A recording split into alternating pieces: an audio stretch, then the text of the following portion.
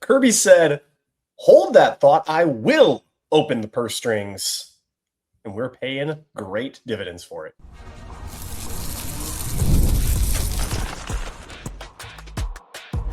You are Locked On Bulldogs, your daily podcast on the Georgia Bulldogs. Part of the Locked On Podcast Network, your team every day. What is up, everybody? Welcome back to the Locked On Bulldogs podcast, part of the Locked On Podcast Network, your team every day. He's Clint. I am Daniel. Together, the Locked On Bulldogs podcast, your number one place for all of your Georgia Bulldogs news and information and general fan talk, because we're part of the number one sports podcast network in the world, the Locked On Podcast Network. We got a lot to cover today. It's a busy time. It's a busy day. And so buckle up, head on a swivel. We may get a commit as we're recording this. We may have to listen. It's hard in this medium to be right on top of everything. And so just know that we didn't even get to talk about CJ Allen headed to the NFL. Like there's plenty of names we're going to have to get to, but as news continues to break, it's transfer portal season. You get the idea. Georgia has another name in the portal. We'll talk about that. We'll talk about the ramifications of the star position moving forward for UGA. That. Put it on the back burner. We're going to get there. Summary, we fine. We're going to get there. But let's talk about some names coming in. Clint. Do you remember? Okay. Remember when we were ecstatic and then it sucked and then Dinkins was under the radar and he was good? Anyway, okay. Sorry. All right. Let's talk about names coming in. I want to start with a four-star wide receiver from Georgia Tech. I want to start with, ladies and gentlemen, a kid who's close to home, Isaiah Canyon. Talk about Dinkins in Georgia. Correct. I want to talk about a big body, 6'4", 220. You have my attention. Exceptional range, good hands, good route runner, potentially underutilized in a, dare I say, underutilized in a Buster Faulkner offense, because this is wild. I don't know if we're allowed to say disparaging things about Buster Faulkner yet, but what happened was Georgia beat the crap out of his team and held him to virtually 0 yards offensively, and then Florida promptly hired him. So, okay, I'll take that. I'm fine with it. Yeah. I'll take a coordinator that hasn't been able to generate, hardly sniffing double-digit points against Georgia, and Florida chomping at the bit to hire him. Anyway, I digress. Isaiah Canyon, 6'4", 220, big wide receiver. We just talked on the last episode, Clint. We did. Lo and behold, not one, not two, three very important pass catchers, all in the NFL draft combine pipeline. And so now Georgia turns the page. We know that there's some talented young players on the roster, most notably Talon Taylor and CJ Wiley, both of whom saw some action throughout the season. But there's a lot of other really talented players in the Georgia wide receiver room. But this guy has the makings of an outside Colby Young type wide receiver that's going to scratch a particular itch for this Georgia football team, Clint. Yes, if you look at his tape and what he's able to do at Georgia Tech, again, it's nothing that's going to go ahead and make you go, wow, look at the numbers. However, I encourage you, statistics are misleading. It's kind of like pulling up a nose tackle and his stat sheet and saying, look, this guy's only got 10 tackles on the year. What is he doing?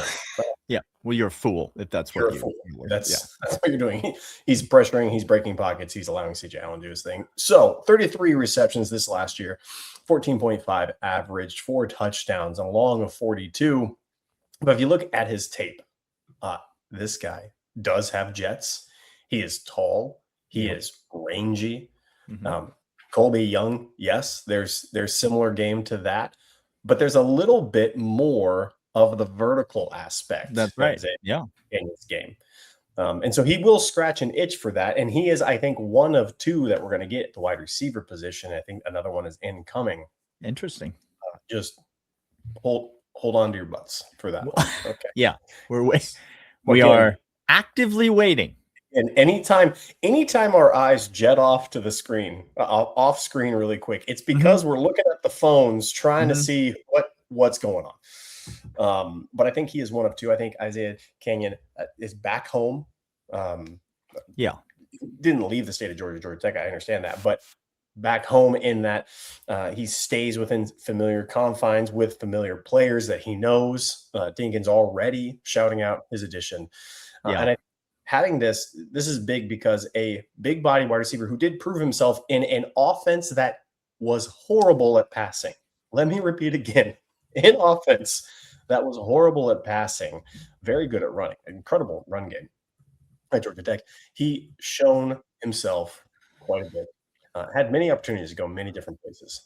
Wanted to come to Georgia, wanted to come with Gunner, wanted to come with Bobo, because he knows he could find his niche very well in the aforementioned wide receivers that we already talked about, Daniel. So this is a big get for us. It is a hybrid, if I can, a little Jorge Pickens, a little Colby Young, something of a mix in there with this kid's skill set. And I love it. Honestly, I love his catch radius. I love his hands. I love his possession ability. And I love the threat that he brings. The ceiling's pretty high for me on this kid. So don't look at the stats. Don't look at what he did at Georgia Tech. I think only, we need more proven guys. Again, underutilized. High flying, underutilized. Where have I heard this before? This is literally Zachariah Branch, who thank you. Has the skill, has the competency, has the speed, has the possession, has the toughness to want to play for Kirby Smart, get developed in this system. So don't pay too much attention to what he did at Georgia Tech. Third on the team in receptions, third on the team in yards, first on the team in receiving touchdowns, and first on the team among wide receivers in yards per catch. That's the big play threat that Clint was talking about. That's the downfield vertical threat that Clint was talking about, averaging 14.5 yards per reception on over 30 catches on the year. So that's the way he was utilized at Georgia Tech. Now, if I may, these numbers don't always mean everything, but you mentioned underutilized a la Zachariah Branch at USC. While I don't disagree with that, and I will tell you, Haynes King is a football player that Clint and I have a lot of respect for. We do. Don't hear me say that and say that I don't like Georgia Tech's offense. I do. He's not as good of a thrower as Gunnar Stockton, though. Full stop. That's all we're trying to say. Full stop. And so there is an opportunity for more here. I will tell you a way that this is different than the Zachariah Branch situation. Zachariah Branch, if you look at again, these numbers don't always mean everything, but you look at the grade coming out of high school and then you look at the grade as a transfer. Canyon is actually graded out as a better prospect now than he was coming out of high school. 4-star prospect coming out of high school, but according to 24/7, an even higher rated prospect now. So what he was able to do, albeit underutilized, albeit in an offensive system that didn't necessarily fit his skill set completely, what he was able to do at Georgia Tech in that offense has at least led talent evaluators to upgrade his stock as a player. Now, how that will translate, who knows? Because, again, Zachariah Branch, 5-star coming out of high school, went to USC. He was a 4-star transfer coming to Georgia, and then all of a sudden burst out onto the scene because he was used correctly in a Mike Bobo offense by an offensive coordinator who wasn't an idiot. Oh, that's interesting. So, again, the numbers don't always mean everything, but I think Georgia fans, you're getting a good one here. Yeah. This is a very good transfer portal wide receiver and is going to have an opportunity potentially right away to step in. I mean, this is to me, Isaiah Canyon and CJ Wiley are now, here we go. They're playing a very similar role in this offense, and I see them both thriving in this system. And 2, Clint, last time I checked, is better than 1. And so I'll take another really talented wide receiver to add to the collection because we need it. It's a position of need this offseason. We need pass catchers. We need wide receivers. We have, again, like we already talked about, talented, unproven guys. C.J. Wally, Talon Taylor, even London Humphreys, for all intents and purposes. I think he 2 years ago. Oh, absolutely. Better showing than this last year. Yeah. He's going to have to prove himself, but I think he can find opportunity, though. Yeah, 2 years ago, think about the room. No, there was nothing but opportunity in that room. There was nothing. This year, all of a sudden, he was behind Zachariah Branch. It's tougher to get on the field in those types of settings.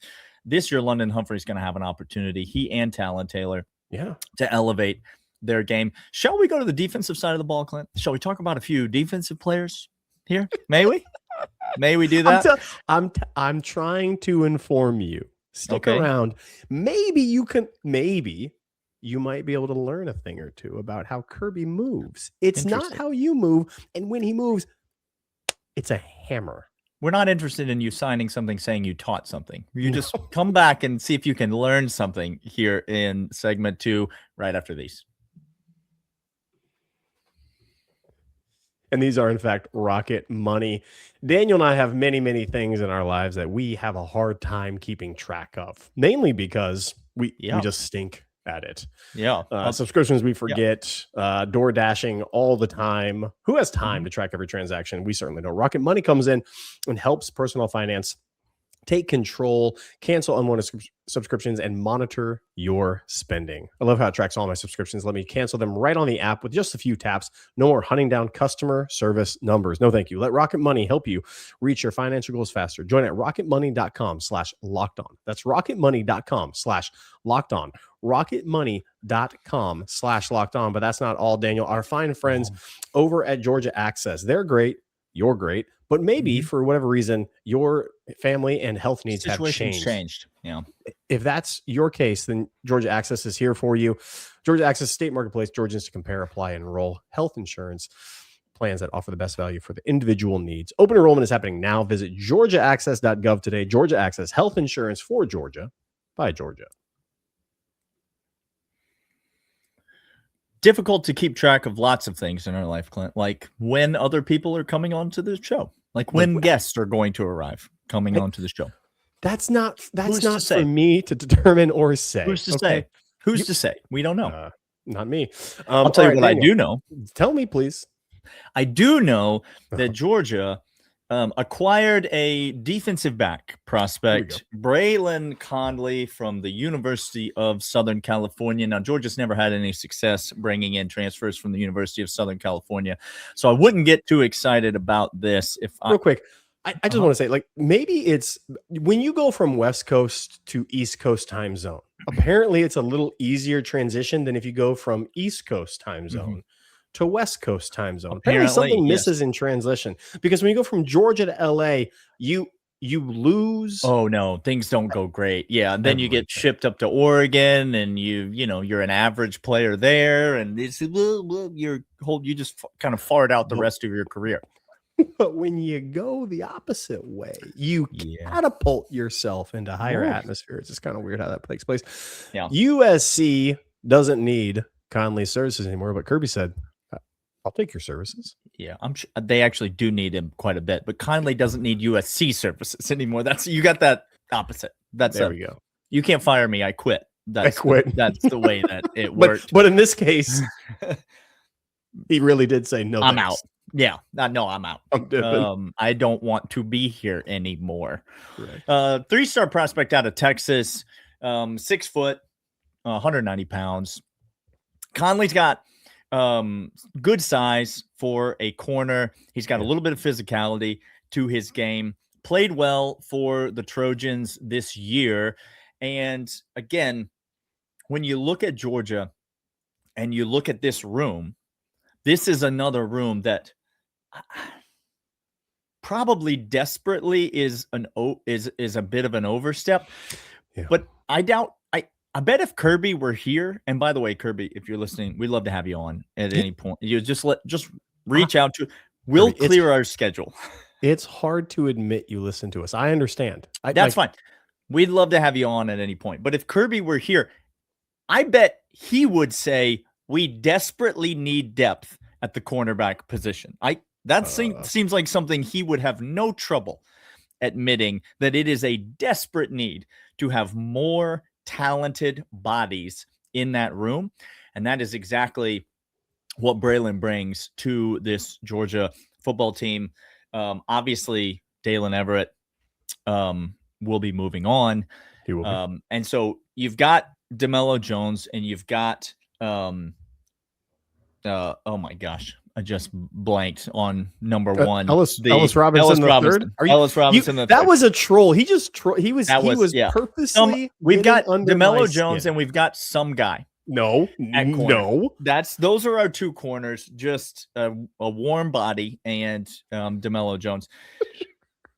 But two corners ain't enough to get you through a season. Now, there's other names on the roster. There's other guys being developed, but you mentioned another wide receiver potentially come. I wouldn't be surprised if another corner is coming down the pipe as well. But this is a good starting place. This is a talented player, Clint, who I think is going to factor in to Georgia's depth at corner in 2026.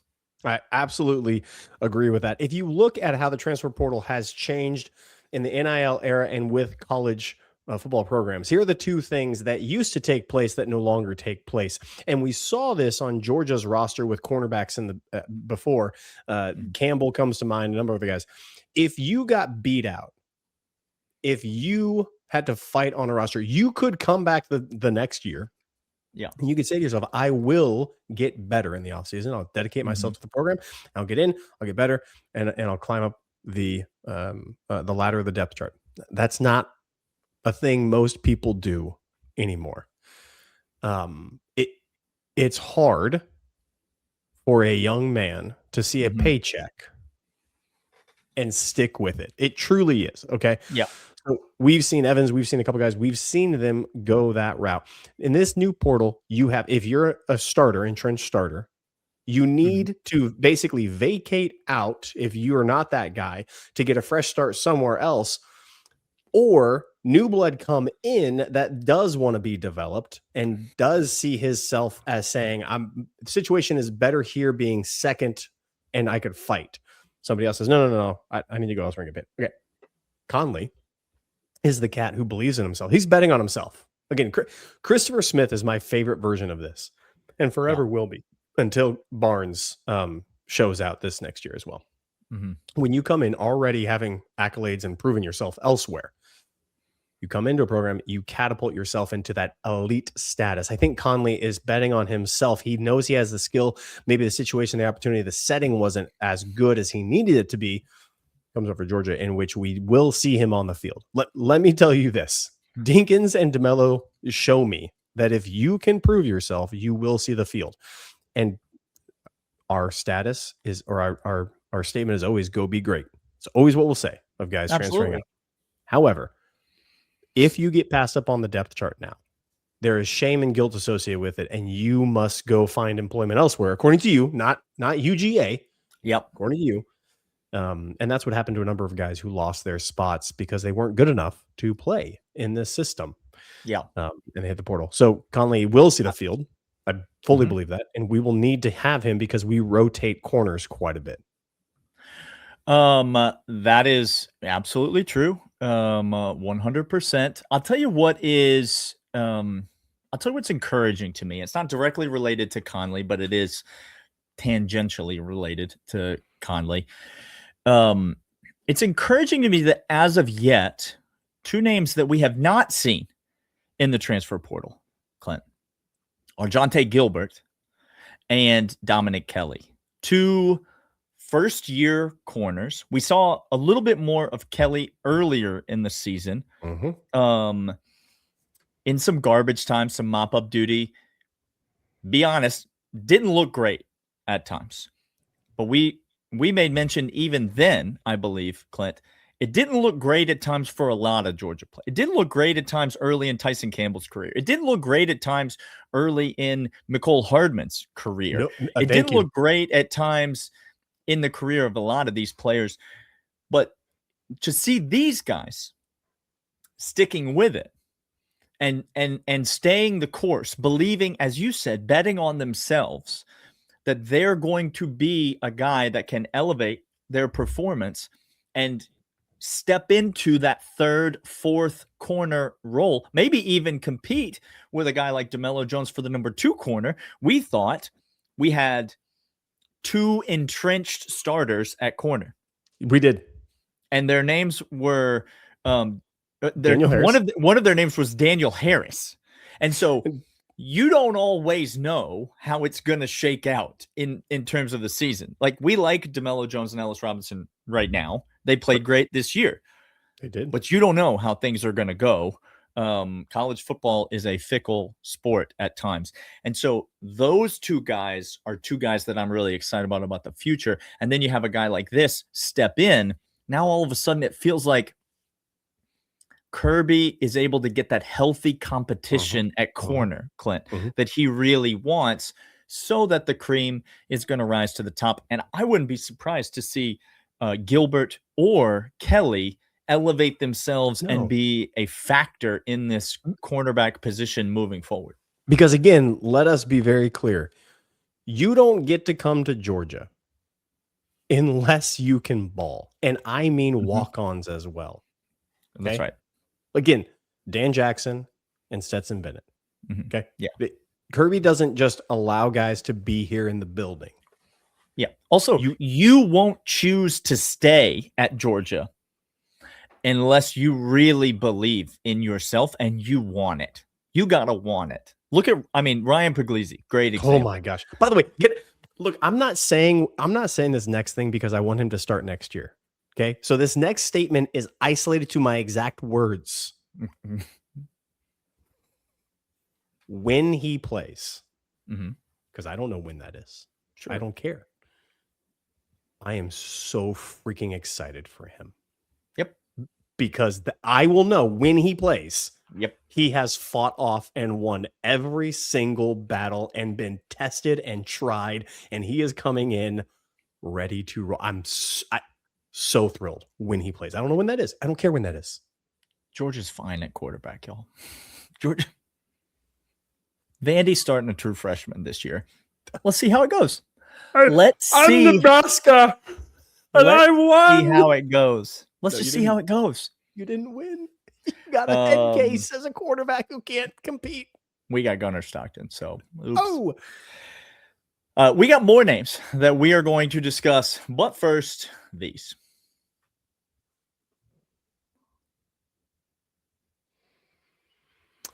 All right, Clint. Workshop, by the way, I'm going to workshop production meeting. The crazy Muppet voice for Dylan Raiola. Yeah.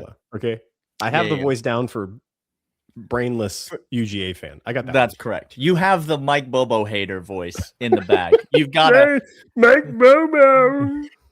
But no, there are other voices that we need to just know that we're in testing. If you're part of the 4th segment, we'll happily take your input. By the way, lockdownbulldogs.supercast.com. If you want ad-free episodes, if you want to text with us, if you want to ask us questions, get on the text chain, or if you want to be a part of the 4th segment, bonus episodes coming your way each and every week. Clinton, here we are in the 3rd segment. Okay. There's one more name coming in but we should hold it. Anyone can just talk about a player, but it's the holding of the player. Or do you want to talk about it now? I'm going to defer to you. Do you want to talk about Jonel Aguero going out, or do you want to talk about Amarius Williams coming in? Here's the deal. We're going to get to, let's do 2 things, Daniel. Okay. Man's just burning through content here. I said do 2 things. I didn't say cover 2 things. Oh, I'm sorry. Okay. Okay. Thing 1, Jonel Aguero, go be great. Absolutely. Yeah. We will talk about where he's going to land. I don't know. We're going to talk about Dinkins, Rashawn Dinkins. It's very important. We need more time on him because do you remember early on in the season when everybody, I'm going to tease this, everybody was saying, what is Kirby doing allowing these jokers out on the field to give points in a shutout?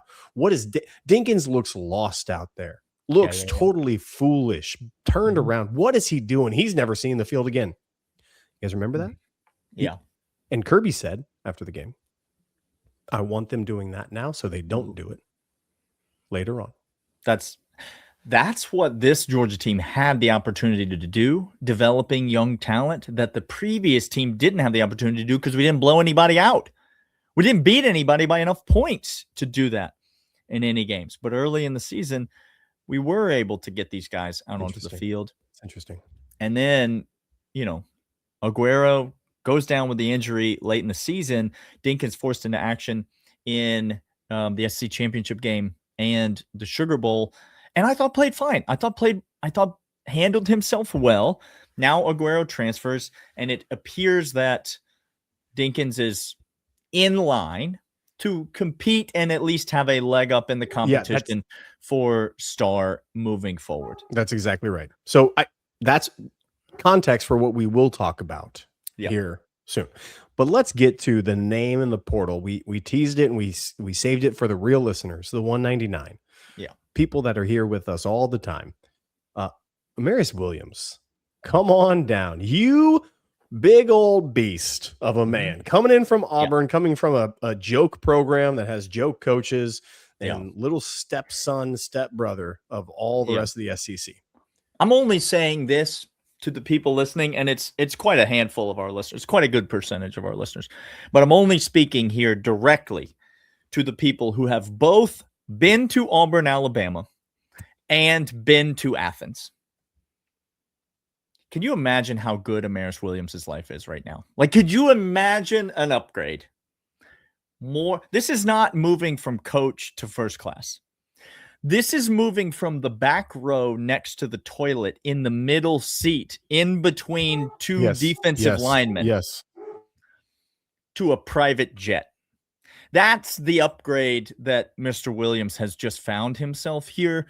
A beast of a defensive lineman, an absolute wrecking ball, former 5-star prospect, has all the tools, is ready to grow and be developed and become the player that he is meant to become. This guy can get after the quarterback. He comes off the edge. He is an elite prospect. Yeah. An absolute elite prospect who still is only a couple years in to his college career. Maybe he'll be at Georgia for 1 year, maybe 2 years. Time will tell. But he represents, and I don't want to overstate. He represents not only one of the elite transfers at the most important positions that some Georgia fans are frustrated that Georgia has never signed to this screaming point. About. Not only does he fill that void, and so if I may, shut up now. Just that, it's as simple as that. If you whine like a baby, and then you get what you want, now shut up. Now you have nothing to whine about. Okay. But also, and more importantly, Clint, we talked about scratching an itch earlier in the first segment. He represents a solution to an ongoing problem for the University of Georgia. And that ongoing problem is the consistent inability game in and game out for guys on the edge to wreak havoc and destroy games. There's a reason Miami is still playing football and Georgia is not. There it is. There's a reason that Georgia struggled against Ole Miss 2 times. And it is because, like, Florida sacked Trinidad Chambliss 5 times when Florida played Ole Miss earlier in the year. Jeez. The inability to consistently wreak havoc off the edge changes the way that you can play defensively. So, Amarius Williams is, without a doubt, the most important transfer that Georgia will sign this offseason. The impact he will immediately have, and I mean immediately, because the rest of the defensive line, the guys that we've talked about being thrilled about, the 5 stars, the young kids that got absolute game experience, the Isaiah Gibsons, the Elijah Griffins, the Big Joe, Those are all one-time 5 stars that got incredible snap counts, by the way. Really quick. Elijah Griffin had snap counts, Pro Football Focus ratings, and efficiency ratings on par with Jalen Carter. Oh, interesting. As a matter of fact, what did Jalen? A little bit better than Jalen in some capacities. If I recall, Jalen Carter was pretty darn good his freshman year. And how about his sophomore year, Clint? Was he? Did he get a little better, or get a little worse, or stay the same? Or and this just says, Daniel, have you heard any transfer portal news or NFL declaration news about Jordan Hall? Hadn't heard a bit. Hadn't heard a peep about it. It's interesting. Next year's defensive line could be Jordan Hall, Gibson, Schoen, Elijah Griffin, Big Joe, and now Amarius Williams. All 5 stars. All guys that have experience, reps, success, and ratings. Yeah, with the exception of Gibson. Sure. He's the new he would be the new blood in there. Are you kidding me? Starting to loosen up a little bit. Definitively, that defensive line that I just gave you right there, definitively best in the last 3 years, not even close. Yeah. We'll have more to say about Amarius Williams because he's that important of a prospect. We wanted to get a little bit out ahead of this. 3 big names for Georgia coming in. We'll have more news as players go, as players come. There will be a lot to discuss, and so make sure you're tuned in, subscribed everywhere to the Locked On Bulldogs podcast. Again, lockedonbulldogs.supercast.com if you want ad-free episodes or bonus episodes. That's where you can find them, and we'll be back with you guys next time.